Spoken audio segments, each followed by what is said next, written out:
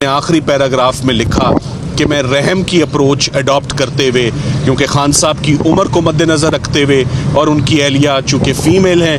उनको मद्देनज़र रखते हुए इमरान खान साहब को 10 साल की सज़ा, उनकी अहलिया को भी 10 साल की सज़ा और 5247 जिसे हम एंटी करप्शन बोलते हैं उसमें 7 साल की सज़ा और 1,64,64,00,000 रुपये मियाँ बीवी दोनों को फ़ाइन की सज़ा सुनाता हूँ। लिखा हुआ फ़ैसला तमाम मुख्तलिफ पैटर्न पे। अडयाला जेल में मैं हमेशा कहता हूँ जब निकले अडयाला जेल से, कभी अच्छी खबर अडयाला जेल से नहीं आई। कल रात को तकरीबन 8 बजे हमें तमाम लीगल टीम को इमरान खान साहब की को इतला दी गई, जज शाहरुख अर्जुमन साहब जो तोशाखाना 2 बुल्गारी सेट पे समात कर रहे हैं कि कल सुबह 9 बजे अडयाला जेल में इमरान खान साहब के केसेस पे कार्रवाई होगी। ये बहुत अजीबोगरीब एक कॉल थी और मैसेज था, हम एक्सपेक्ट नहीं कर रहे थे, क्योंकि आपको मालूम है 16 अक्टूबर से लगातार मुतवातिर इमरान खान साहब की तोशाखाना केस में किसी भी केस में उनकी समात नहीं हो रही थी, कोई हेयरिंग नहीं हो रही थी। मौसम आपको मालूम है कि मोटरवे बंद होती है, धुंध का फैक्टर था, तो हम जैसे तैसे भी हम पहुँचे। आज की हम इस हेयरिंग के लिए आए, मगर आज की हेयरिंग का मकसद क्या था ये बहुत अहम बात है। 16 अक्टूबर को जब फाजिल जज साहब शाहरुख अर्जुमन साहब ने तमाम एविडेंस कंक्लूड होने के बाद केस को एडजर्न किया, तो केस को एडजर्न किया फॉर रिबटल ऑफ आर्ग्यूमेंट्स, यानी कि सरकार की जानिब से कुछ बकाया जो दलाइल थे उनके लिए ये आज की तारीख रखी गई और आज की तारीख में सिर्फ वो दलाइल मुकम्मल होने थे, ना कि आज के दिन में फ़ैसला सुनाया जाना था। आज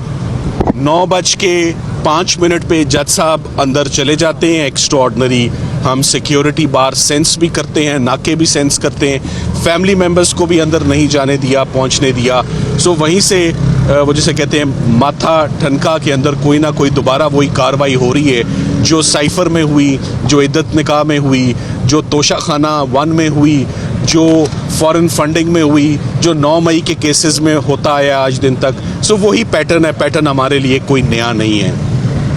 अंदर जाते ही सबसे पहले तो जज साहब ने जो आज एक इलीगैलिटी कमिट की कि उन्होंने जो भी फ़ैसला सुनाया है वो फ़ैसला मुल्ज़िमान की गैर मौजूदगी में सुनाया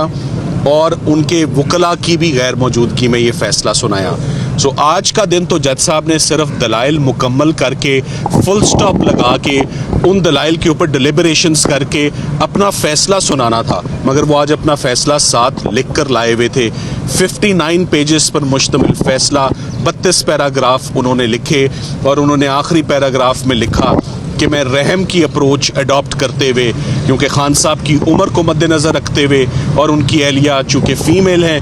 उनको मद्देनज़र रखते हुए इमरान खान साहब को 10 साल की सज़ा, उनकी अहलिया को भी 10 साल की सज़ा और 5247 जिसे हम एंटी करप्शन बोलते हैं उसमें 7 साल की सज़ा और 1,64,64,00,000 रुपये मियाँ बीवी दोनों को फ़ाइन की सज़ा सुनाता हूँ। लिखा हुआ फ़ैसला तमाम मुख्तलिफ पैटर्न पे।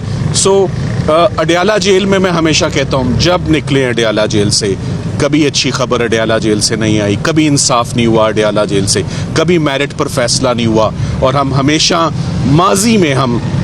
जो रिलीफ ली इस्लामाबाद हाई कोर्ट से हमने रिलीफ ली, मगर इस्लामाबाद हाई कोर्ट में दिक्कत ज़रूर होती थी मगर दरवाज़े खुले थे। अडयाला जेल के दरवाज़े ज़्यादा अंदर जाना आसान है मेरी नज़र में। इस्लामाबाद हाई कोर्ट के तो दरवाज़े लॉक्ड हैं, जिसे कहते हैं उस पर कुफल लगा हुआ है, ना आप अंदर एंटर हो सकते हैं, ना कोई दरख्वास्त दायर कर सकते हैं, ना कोई अपील लगती है। कल रात तक हस्बैंड एंड वाइफ के अगेंस्ट एक कन्विक्शन थी, अलकादिर को हम फिक्स करवाने के लिए 5 मरतबा हमारी CM एप्लीकेशंस अर्ली हेयरिंग की, मुतअद्दिद बार फैमिली ने, वकला ने, उनके ऑफिस, हम Islamabad high court chief justice साहब से गुज़िश्ता 2.5-3 महीनों में हमने कई दफ़ा उनसे गुजारिश की कि 1 साल हो गया अलकादिर में, जनवरी में सज़ा आई थी, आपको याद होगा 27 जनवरी 2024 को ये सज़ा आई और आज 1 साल गुजरने के बाद भी इस्लामाबाद हाई कोर्ट 5 मिनट की हेयरिंग, ख़वातीन को ख़ास तौर पे ख़वातीन के केसेस के साथ कंपैशनेट और सिंपैथेटिक व्यू लिया जाता है, उनके केसेस ज़मानतों के ख़ास तौर पे प्रायोरिटी पर लगाए जाते हैं। 1 साल में 5 दरखास्तें बेशुमार रिक्वेस्ट कि कम से कम बुशरा इमरान उनकी बेगम की हद तक तो ये हेयरिंग लगा दी जाए, मगर वो कभी भी हेयरिंग नहीं लगी। हमारी हर एप्लीकेशन जो है वो इग्नोर की गई। बिलाखिर आज दूसरी सज़ा भी आ चुकी है। इमरान खान साहब हमेशा की तरह आज भी मुस्कुरा रहे थे जब उन्होंने सज़ा अपनी सुनी। मैंने उनका ये पैटर्न भी, जैसे सज़ाओं का पैटर्न है, खान साहब का भी वही पैटर्न है। सो वो मुस्कुरा रहे थे, वो बिल्कुल हैरान नहीं थे, वो एक्सपेक्ट कर रहे थे, मगर इस बात पे बहुत शॉक्ड थे कि आज तो तुम्हारा वेट भी नहीं हुआ, लीगल टीम का भी वेट नहीं हुआ, और जज साहब ने हमारा वेट भी नहीं किया और फैसला सुनाकर वो चले गए। तो ये जज साहब, मैं बड़ा हैरान हूँ कि जज साहब को कम से कम ट्रायल तो मुकम्मल करना चाहिए था, कम से कम लीगल फॉर्मेलिटीज़ तो पूरी होनी चाहिए थी, 10A के तकाजे तो कम से कम पूरे कर देते, फैसला फेयर होता ना होता, एक ट्रायल। सो इससे पहले भी आप देखें तोशा खाना 1 में भी कभी ट्रायल ही मुकम्मल नहीं हुआ, साइफर भी कैसे जैसे चलता रहा, ट्रायल के अंदर इतने फ्लॉज और डिफेक्ट्स रहे, वही फ्लॉज वही डिफेक्ट्स आज के भी इस ट्रायल के अंदर मौजूद हैं। इमरान खान साहब ने हदायत दी है कि उनके और उनकी अहलिया के बिहाफ पर मैं अपील दायर करूं इस्लामाबाद हाई कोर्ट में, और जो उनका ट्रस्ट और कॉन्फिडेंस हमेशा से जुडिशरी के अंदर है, हमेशा रूल ऑफ लॉ की बात ही उन्होंने की है, हमेशा लीगल इंस्ट्रक्शंस ही हमें दी है कि सज़ा आ गई, अब क्या हो सकता है, जो आप कानूनी चारा को ये अब करें, इसका नेक्स्ट स्टेप अपनी अपील दायर करें। खान साहब को ऑफ कोर्स बहुत मुश्किलात में रखा हुआ है, उनकी अहलिया को भी, वो बहुत डिस्टर्ब्ड हैं इस बात पे कि आइसोलेशन में उनको जो है वो रखा हुआ है, किताबें उनके पास नहीं हैं, ख़ास तौर पे वो कह रहे हैं मुझसे मिलना चाहते हैं, मुझसे बात करना चाहते हैं। आज मेरी उनसे मुलाकात भी बहुत मुश्किल से, ये जितनी गुफ्तगू हुई है ये बहुत मुश्किल से और टफ सर्कमस्टांसेस में हुई है। मेरी मुलाकात और मेरी उनसे गुफ्तगू ही नहीं होने किसी तरह मुमकिन हो पा रही थी आज, इतना ज़्यादा पहरा जो था वो अंदर लगा हुआ था। सो मैं समझता हूँ कि